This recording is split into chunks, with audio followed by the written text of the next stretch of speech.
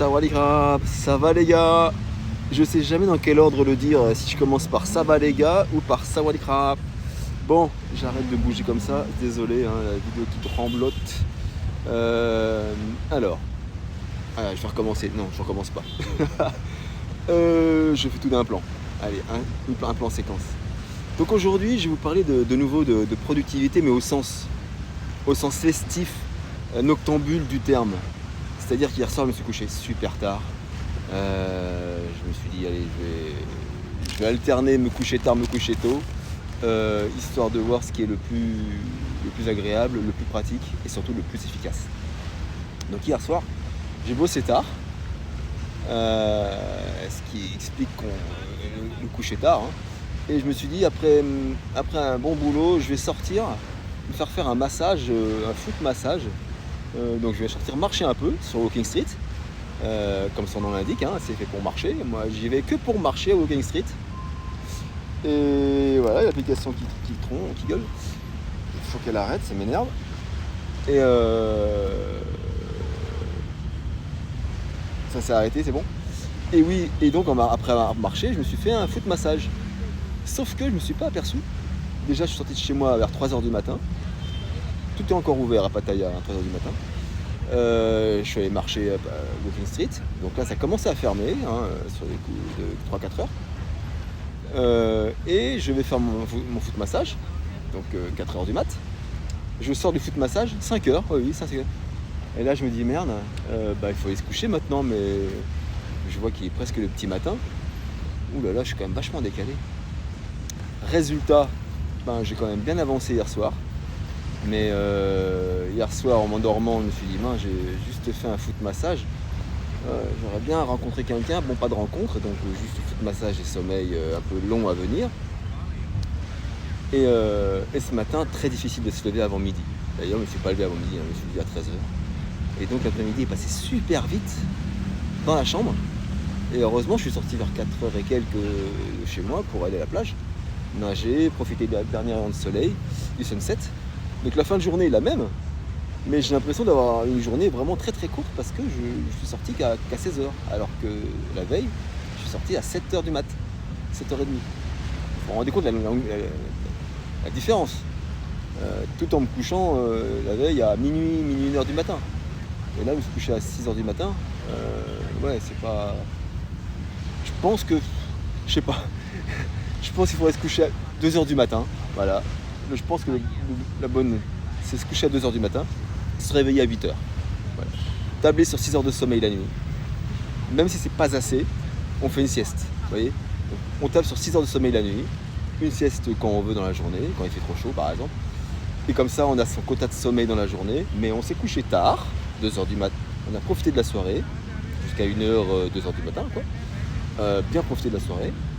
Et on peut se lever à 8h, tout en se bougeant toute la matinée en ayant une grande journée. Donc on a une grande journée, on a une grande soirée et toute la journée est bien efficace. Voilà.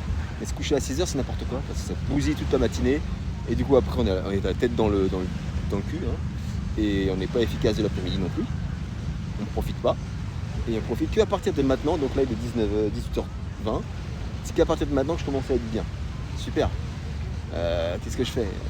J'ai faim en plus. Et puis en plus, il faut manger, ouais. Donc je vais pas être efficace avant 20h, 22h même.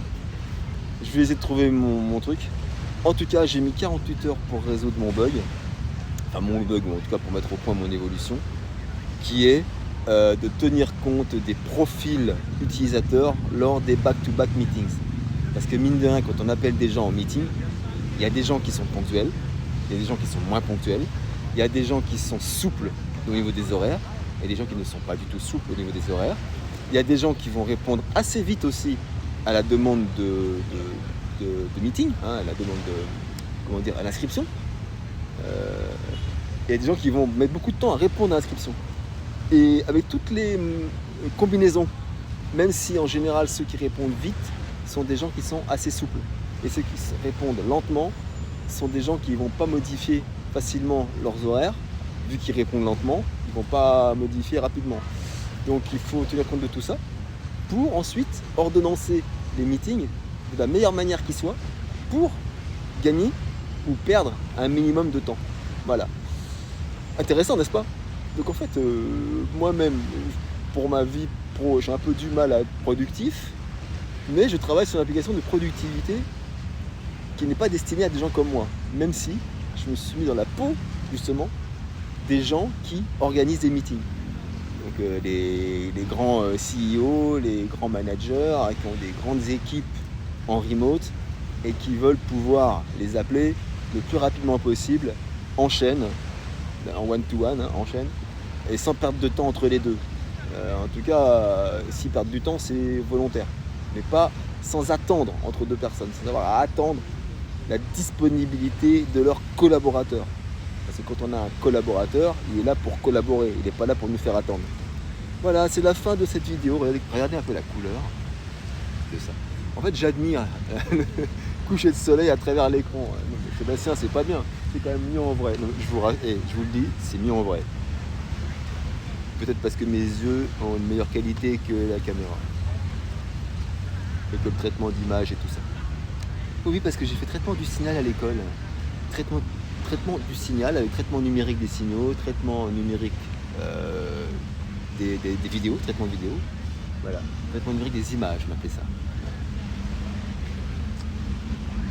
Ok, et bien sûr, l'autre versant de Pattaya.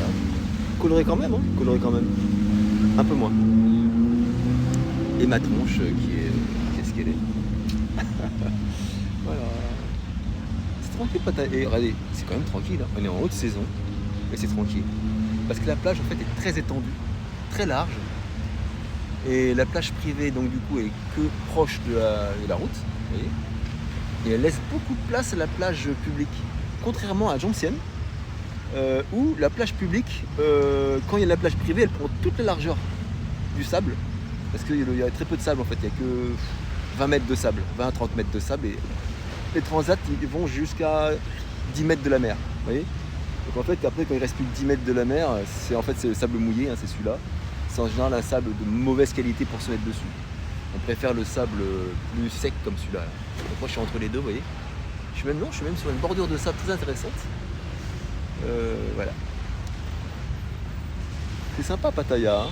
Donc comme je le disais dans une vidéo autre short, ça c'est 2 cupcakes, banane chocolat, 20 bahts. Donc 20 bahts en euros, ça fait très simplement 40 centimes. Non, qu'est-ce que je raconte, 60 centimes d'euros. D'accord? Bon. Ok, ça fait un peu cher. Sauf que 60 centimes d'euros, c'est pas cher. Qu'est-ce que je raconte? C'est pas cher du tout, 60 centimes pour ça. Et même si on convertit à ma façon, pour avoir le prix équivalent en euros en France, ça voudrait dire 2 euros. 20 bahts, 2 euros divisé par 10. Bah, même 2 euros, c'est pas très cher hein, en France. Ouais. La bouteille d'eau, 10 bahts. Bouteille d'eau minérale, parce que si elle n'est pas minérale, c'est 7 bahts. Et j'ai acheté ça à une petite vendeuse, enfin une petite dame vendeuse. Donc ça, ce sont des chips aux crevettes. Chips aux crevettes, hein, comme vous voyez l'image là. Même chips au homard. Non. 20 bahts. 20 bahts. Voilà. Donc équivalent français, 2 euros en France. D'accord? Bon bah 2 euros en France, ça commence à faire un peu cher, mais c'est ça. Surtout sur la plage. Sur la plage. En France, sur la plage, s'ils vendraient ça 2 euros. C'est pareil. Enfin, c'est pareil. C'est pas pareil, c'est équivalent en termes de coût de la vie, en termes de prix locaux. Dites-moi en commentaire si vous ne comprenez pas, toujours pas, mon équivalent prix locaux.